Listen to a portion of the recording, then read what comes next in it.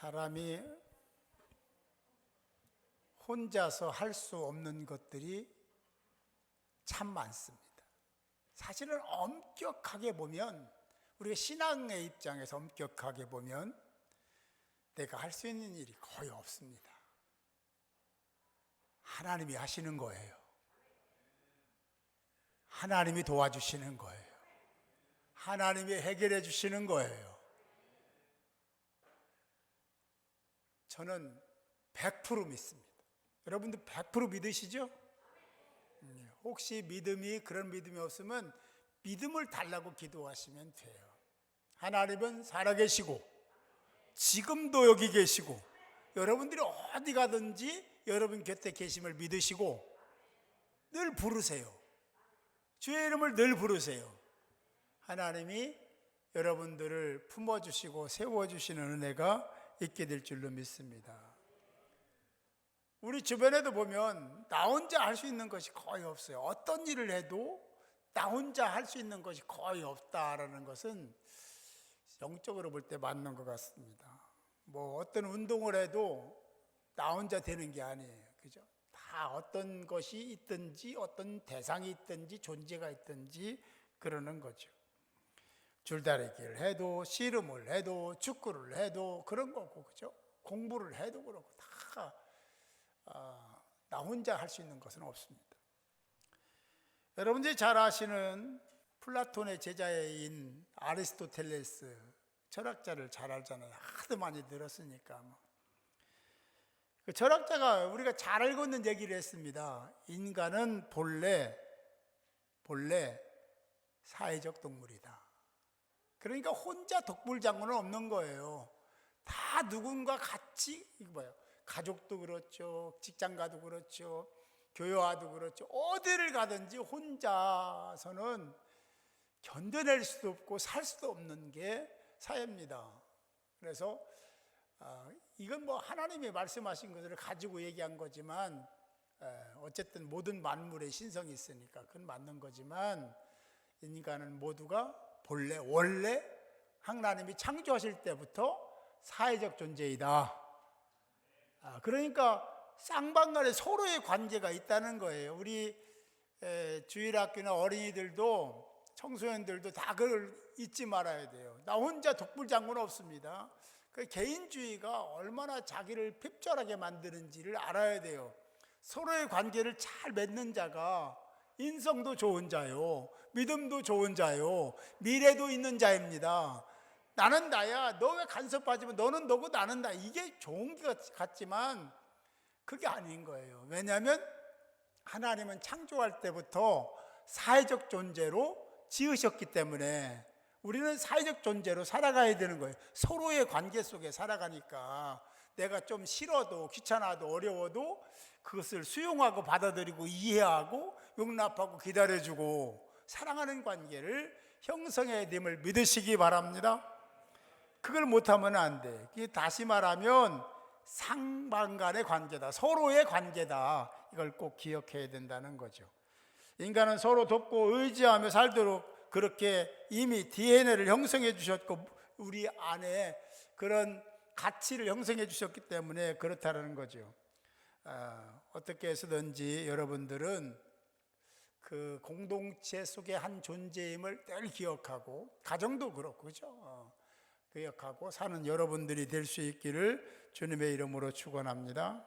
그래요. 스페인의 북동부 카탈루냐라는 마을에서 매년 일어나는 행사가 있습니다. 인간탑을 쌓는 거예요. 그 동영상을 본 후 말씀을 이어가려고 합니다. 같이 보실까요?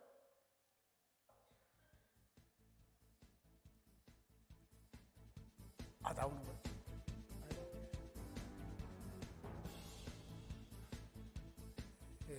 저기도 올라가는 아기예요. 어린 아기예요.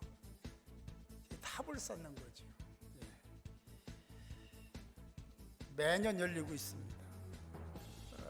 400년 전부터 이어오는 행사입니다. 유네스코 인류 무형문화재로 등재되어 있습니다. 안전합니다. 이렇게 무너질 때도 있지만 안전하고요. 한 400년 동안 사고 나서 저 안에서 돌아가신 분은 3분밖에 없다고 하니까 안전하다고 봐야 되겠죠. 400년 동안이니까. 이들 단체를 콜레스라고 하는데 75명 내지 500명으로 구성이 되어 있습니다. 여기에는 어린아이부터 남녀노소 노인까지 다 참여할 수가 있습니다. 피냐라고 부르는 인간탑, 그 베이직한 이 밑에 있는 분들도 다 그거를 구성하고 있는 거예요. 기초를 구성하고 있는 거죠. 그래서 손을 다 모아가지고 거기에 발을 올려서 쌓는 거예요. 대단합니다.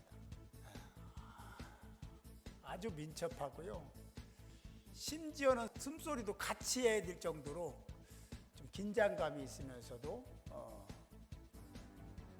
일사불란하게 움직여야 되는 동작이 민첩하잖아요. 꼭대기에 올라가는 아이만 헬멧을 쓰기 때문에 어떤 사고 났을 때를 우려하는데 규칙대로만 하면 괜찮다고 그러죠. 그리고 잘못됐을 때는 이렇게 대화도 하면서 다시 무너뜨리고 다시 시작하는 지금 그런 과정인 것 같습니다. 내려오잖아요. 왜냐하면 뭐가 좀 잘못된 거예요. 그러면 다시 시작해서 쌓기 시작하는 거죠.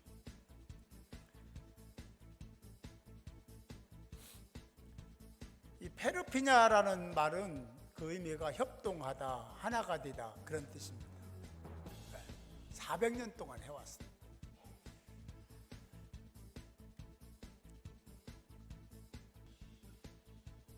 아이들이 올라갈 때 보면 그 아기들이잖아요. 참 저기 올라가는 거 보면 이야 저렇게 잘 올라가고 내려올 때 보면 그냥 주르주르 내려와요.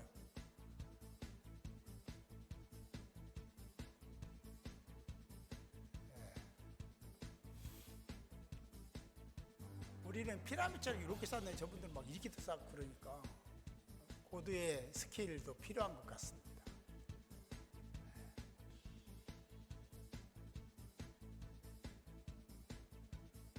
이렇게 그 마을은 하나가 되는 거예요. 한 마음을 갖는 거예요. 서로 돕고 서로 배려하고 이게 아니면 이게 될 수가 없어요.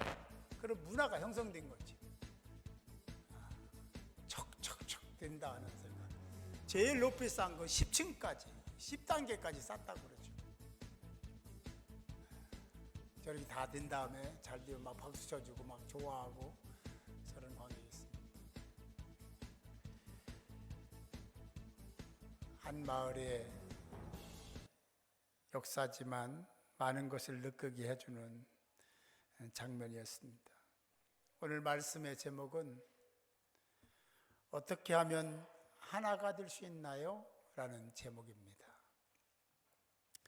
십자가의 은혜로 구원받은 하나님의 사람들을 거룩한 백성, 성도, 그리스도인이라고 이야기를 합니다. 그러니까 여기에 모여 함께 예배드리는 여러분들은 모두가 성도입니다. 거룩한 백성인 거예요. 그리스도인입니다. 하나님의 아들 예수 그리스도의 십자가의 죽으심, 희생하심을 통해서 우리가 천국 백성이 죄의 문제를 해결받고 천국 백성이 된 거예요. 그것은 은혜의 선물입니다. 우리가 어떤 것을 해서 주시는 그 구원이 아니라 공짜로 주시는 거예요. 그 은혜를 받은 하나님의 백성들을 그리스도인이라 성도라 이렇게 부르는 거죠. 그 성도는 하나님 나라의 자녀가 된 거예요. 자녀가 된 자는 하나님 나라에 합당한 규율이 있고 규칙이 있고 율법이 있고 하나님 말씀이 있는 거예요. 그 말씀대로 살기 위해서 그렇게 말씀도 읽고 묵상하고 그러는 거, 이 예배도 드리는 겁니다. 다시 말하면 하나님의 부름을 받은 사람들은 부르심의 목적이 있습니다. 부르심의 목적에 합당한 삶을 살아야 된다라고 성경은 말씀하고 있습니다. 여기 계신 분들 대부분 그럴 거예요. 부르심의 목적을 따라서 오늘도 이 자리에 나오셨고 예배를 드리신 줄로 믿습니다. 그냥 오면 안 돼요. 하나님을 만나자, 예수님을 만나자, 그분께 예배하자, 그런 자세를 가지고 토요일부터 준비해야 이 자리에 나올 수 있어요. 대부분 그렇잖아요. 여러분, 그런 믿음이 있는 거예요. 하나님이 기뻐하실 줄로 믿습니다. 어쨌든 부르심에 합당한 삶이라는 걸 뭐냐, 각자가 달라요. 학생은 학생으로서 역할을 해야 되는 거고, 교사는 교사의 역할을 해야 되는 겁니다. 그리고 여기 뭐 군인은 없지만 군인은 군인으로서 역할을 해야 되고, 사업가는 사업가의 역할이 있는 겁니다. 각자의 역할이 있어요. 이 공동체 안에도 교회에서 각자의 역할이 있는 거예요. 직분이 있지 않습니까? 그것 따라서 서로 위로하고 격려하고 하나가 돼서 하나님이 기뻐하신 일을 하는 것, 그것이 바로 하나님의 부름을 받은 세인트, 성스러운 것을 가리켜 세인트라고 하지 않습니까? 우리를 성도라고 부르는 그것을 우리가 생각하면서 거룩성을 회복하고 거룩한 백성으로 살아가는 하나님의 사람이 되어야 될 줄 믿습니다. 빌립보서 1장 27절에 보면 그리스도인들이 어떻게 살아야 되는지에 대한 말씀을 하고 있어요. 오직 너희는 그리스도의 복음에 합당하게 생활하라. 이는 내가 너희에게 가보나 떠나 있으나 너희가 한 마음으로 서서 한 뜻으로 복음의 신앙을 위하여 협력하는 것이다 라고 말씀하고 있습니다. 그리스도인들이 어떻게 살아야 하느냐, 이렇게 살아야, 복음에 합당한 삶을 살아야 된다. 우리가 하나님의 부름을 받았어요. 은혜를 입었어요. 그래서 그러면 뭐냐, 그 답이 뭐냐 하면 복음에 합당한 삶을 사는 것이 가장 중요하고 또 최고의 목적인 줄 믿으시기 바랍니다. 복음을 위해 살아야 돼. 복음이라는 것은 영혼 구원에 대한 것으로 쉽게 이해하면 그런 거예요. 예수 그리스도가 이 땅에 오셔서 모든 사람의 죄를 대신해 십자가에 죽으시고 3일 만에 부활하셔서 승천하셨다는 것을 믿는 그 자체가 복음입니다. 기쁜 소식이거든요. 그것을 믿는 사람들은, 그걸 믿음으로 받아들이는 사람들은 100% 구원받은 줄 믿으시기 바라요. 그게 믿어지지 않는 사람은 앞으로 그 믿어지게 해달라고 기도하시면 성령이 믿게 하시고, 그리고 천국 백성이 될 줄 믿으시기 바랍니다. 빌립보서 2장 2절에서도 같은 말씀을 하시는데요, 마음을 같이하여 같은 사랑을 가지고 뜻을 합하여 한 마음을 품으라 말씀하고 있습니다. 마음을 같이하라, 같은 사랑을 가지라, 뜻을 합해라, 한 마음을 품어라. 왜 자꾸 이런 말씀을 여기저기서 하시는 걸까? 각 사람이 달라요. 성격도 성품도 다 아는 것도 뭐 다 다르잖아요. 정도가 다 같은 사람은 한 사람도 없으니까. 그런데 성경은 뭐라고 말씀하시냐면 한 마음을 품어라, 같은 생각을 해라. 우리가 그래야 된다. 계속 그런 같은 뜻을 품어라. 하나님이 참 창조하신 것은 각자가 다르게 창조하셨는데, 하나님은 우리를 같은 생각 속에, 같은 뜻 안에, 같은 방향을 보고 같은 목적을 가지고 살라고 계속 말씀하시거든요. 여러분, 그것이 하나님이 계속해서 똑같은 방식으로 저와 여러분들을 테스트하는 하나의 툴임을 믿으시기 바랍니다. 그 과정이에요. 그런 방식이에요. 말씀대로 부름을 받은 저와 여러분은 모두 한 마음을 가져야 합니다. 아니, 해도 되고 안 해도 되면 하나님 말씀하실 리가 없어요. 그리고 그런 뜻 가운데서 우리가 하나님이 정하신 목적을 향해서 힘을 모으고 합력하여 선을 이루는 하나님의 사람들이 꼭 되어야 될 줄 믿습니다. 뭐 쉽게 생각하면요, 이 한 마음 갖는다는 것이 그렇게 쉽지 않아요. 가정도 안 되잖아요. 죄송해요, 실수했네. 여러분 가정은 다 잘 되고 있죠? 한 마음이죠? 아니면 그렇게 되시기 바라요. 어쨌든 그런데 한 마음 될 때도 있어요.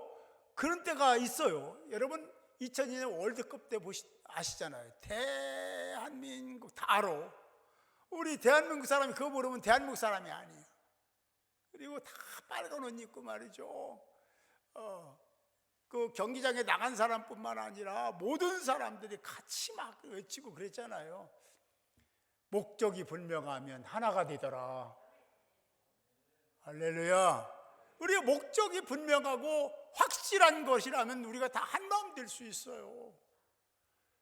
그걸 아시기 때문에 하나님은 가치를 하나님께 두고 예수만 바라보고 거기에 몰입하고 집중하라고 계속 말씀하시는 거예요. 그러면 우리가 각자지만 따로지만 하나님이 창조하셨는데 그거 아니라고 할 수 없잖아요. 그런데 우리가 한 마음이 될 수 있고 서로가 지체임을 확인하면 우리는 거기에 하나님이 부여하시는 영적인 디나미스가 있어서 악한 영들을 다 물리치고, 할렐루야, 성령의 말씀하시는 것을 아멘으로 받고 하나님이 기뻐하시는 거룩한 행진을 하는 하나님의 사람들이 될 줄로 믿습니다.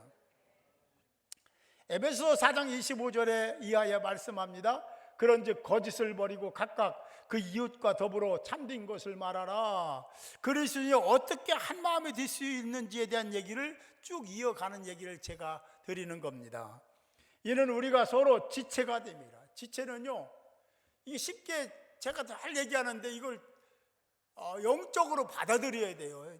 제 몸 전체가 한 지체입니다. 그렇죠. 새끼 발가락, 새끼 손가락, 끄트머리 뭐 다 제 지체예요. 제 몸에 붙어 있으니까 서로 역할을 합니다. 유기적인 관계를 유지하고 있습니다. 따로 따를 수가 없어요. 그러면 따로 떨어지면 죽습니다. 썩어요. 그렇죠? 영적으로 똑같습니다. 머리가 되신 그 교회의 머리가 되신 예수 그리스도를 중심으로 모든 성도들이 지체인 거예요. 그 지체에서 몸을 이루고 있는데 떨어지면 죽는 겁니다. 하나님이 정하신 대로 살아야 되는 거예요. 할렐루야. 그게 중요한 거죠. 지체는 같이 붙어 있고 유기적인 관계를 유지할 때 기능을 발휘하고 역할을 하고 또 같이 행복할 수 있는 거예요. 내가 행복하면 손가락도 행복해요. 그렇죠? 내가 불행하면 손가락도 지체이기 때문에 불행한 거예요.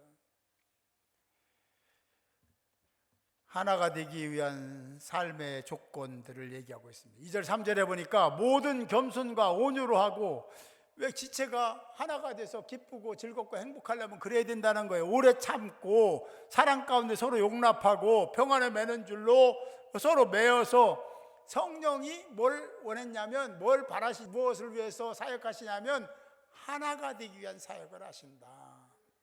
그래서 하나가 되는 것을 이루려면 애써야 돼요. 힘써야 돼요. 그냥 되는 게 아니에요. 많은 것을 내려놔야 되니까, 희생도 해야 되니까 그게 쉽지 않습니다. 그러나 그렇게 해야 된다는 거예요. 힘써서 하나됨을 이루어야 된다는 거예요. 성령이 그걸 이끌어 가시고 말씀하신다. 왜? 그만한 가치가 있느니라. 할렐루야. 그렇게 확실한 그 목적을 가지고 자기 정체성을 형성한 사람은 하나가 될 수 있음을 믿으시기 바랍니다. 그렇지 않으면 너는 너고 나는 난 거예요. 네가 아픈 것은 그냥 우리가 모르지는 않으니까 아유 어떡하나, 이 정도로 끝나는 거예요. 그런데 우리가 한 지체가 되면 같이 아파하는 겁니다. 그게 안 되면 아직 온전한 지체는 아직은 아닌 거예요. 여러분, 서로의 관계를 하나님이 말씀하신 대로 지체를 이루시고 온전한 지체를 이루시고 서로의 관계를 재형성하고, 그리고 하나님의 기쁨이 되는 복된 저와 여러분이 될 수 있기를 주님의 이름으로 축복합니다. 또 다른 기준이 있습니다. 아무 일에든지 다툼이나 허용으로 하지 말고 오직 겸손한 마음으로 각각 자기보다 남을 낮게 여기고, 그가 잘 되면 내가 잘 되는 거예요. 인사했잖아요. 성도님에게 제가 행복합니다. 그분이 잘 돼야 내가 행복한 거예요. 그분은 또 내가 잘 되기를 원해요. 서로 그러면 서로 잘 되는 거예요. 왜? 내 지체니까. 하나님이 정해주신 지체니까, 영적인 지체니까. 자기보다 남을 낮게 여기면 하나가 될 수 있다. 오직 겸손한 마음으로 살면 한 마음 이룰 수 있다 라고 성경은 분명히 말씀하고 있습니다. 사람들은 정치적으로나 경제적으로나 사상적으로나 여러 가지 상황 때문에 하나가 될 수 없다, 절대로 안 된다, 그런 경우들이 있잖아요. 2차 대전 후에 미국 캘리포니아의 우리나라만 기도원에서 집회를 열은 거예요. 근데 거기에 온 사람 중에 3사람의 부류가 있었다는 겁니다. 하나는 독일 군인, 비행사 출신, 또 하나는 일본인 군인 출신, 2차 세계대전 때, 또 한 사람은 미국 군인, 이렇게 왔다는 거예요. 근데 구원의 확신도 없었고 서로도 몰라. 그런데 거기 와서 말씀을 듣고 마지막에 캠프파이어를 하는데 대기하잖아요. 그때 장작이 활활 타오를 때 예수 그리스도를 전한 거예요. 하나님의 아들 예수 그리스도가 이 땅에 오셔서 모든 사람의 죄를 대신해서 희생을 하시고 돌아가셨다, 헌신하셨다, 희생제물이 되셨다. 여러분도 그런 여태까지 훈련했으니까 그러기를 원하는 사람, 그런 헌신을 하고자 하는 사람은 장작을 들어 거기에 불에 던져라. 그런데 이 3사람이 놀랍게 똑같이 장작을 들어서 거기에 던졌다는 거예요. 그리고 서로 이해하기 시작했다. 하나가 됐다. 서로 원수잖아요. 서로 원수잖아요. 나라 간의 원수잖아요. 그런데 그리스도의 사랑은 그런 원수도 뛰어넘는 겁니다. 할렐루야. 성경에 원수 사랑하라고 했잖아요. 근데 우리는 그런 정치적인, 경제적인, 무슨 사상적인, 문화적인 여러 가지 그것 때문에 사랑하지 못하면 안 되는 걸 얘기하는 거예요. 그러니까 그런 사람들도 예수 안에서 하나가 되더라. 근데 우리는 하나가 안 될 수가 없잖아요. 우리가 뭐 그런 거 없잖아요. 그런 원수도 아니고, 그런 원수라도 이렇게 되는데, 우리가 좀 더 깊은 눈으로 말씀을 보고 예수를 보고 하나님을 볼 때 하나님이 정말 잘했다 칭찬하실, 당연히 그러실 것이고, 여러분들의 마음에는 평안이 임하고, 그래서 얘기하잖아요. 집안에서부터, 가정에서부터 며느리 용서하고, 시어머니 용서하고, 남편 용서하고, 아내 용서하고, 언제 하면 할까요? 자식도 용서하고, 다 용서합시다. 그게 하늘에서 하늘문이, 복의 문이 열리는 거라고 말씀을 자주 드리잖아요. 그거 매여 있으면 하늘에서도 문이 열리지 않습니다. 하늘의 문을 열고 복을 받기를 원하시는 분은 땅에서 닫힌 문을 여시기 바랍니다. 그냥 열지 말고 믿음으로 여시기 바라요.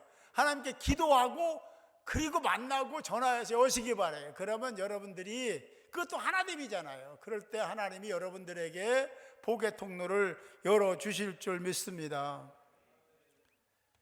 빌립보서 2장 5절에 보면 이런 말씀을 우리에게 주십니다. 너희 안에 이 마음을 품으라. 곧 그리스도 예수의 마음이지. 할렐루야. 그게 잘 안 되거든요. 그죠? 그런 마음 품고 싶고 유지하고 싶은데 잘 안 되잖아요. 그것은 왜냐하면 내가 더 득세하고 존재하기 때문에 그래요.